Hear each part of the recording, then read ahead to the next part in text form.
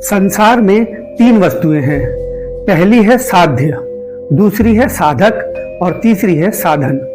जिसे हम प्राप्त करना चाहते हैं उसे साध्य कहते हैं, और जो साध्य को प्राप्त करना चाहता है उसे साधक कहते हैं, और जिनकी सहायता से साधक अपने साध्य तक पहुंच पाता है उन्हें साधन कहते हैं।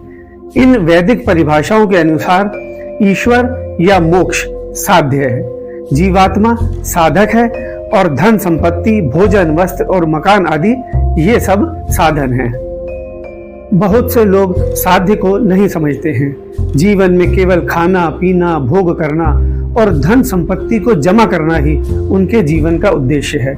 इससे उनके जीवन का कल्याण नहीं होगा, और यदि धन संपत्ति को प्राप्त करने के लिए झूठ, छल, कपट आदि का सहारा लिया तो अगले जन्मों में पशु और पक्षी की योनियों में भयंकर दंड भोगने होंगे। इसीलिए ये मार्ग ठीक नहीं है।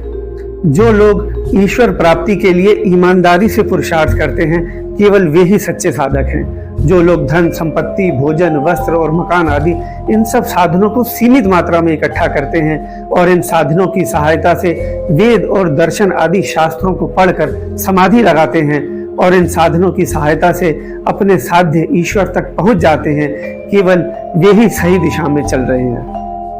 इसीलिए ईश्वर को ही अपने जीवन का लक्ष्य बनाएं, क्योंकि यही वास्तविक साध्य है। धन संपत्ति और भौतिक साधनों को केवल साधन के रूप में ही प्रयोग करें और सच्चे साधक बनकर ईश्वर की प्राप्ति करें। इसी में मानव जीवन की सफलता है, और मोक्ष प्राप्त करके जन्म मरण के चक्र से छूटकर सभी दुखों से निवृत्ति भी होगी।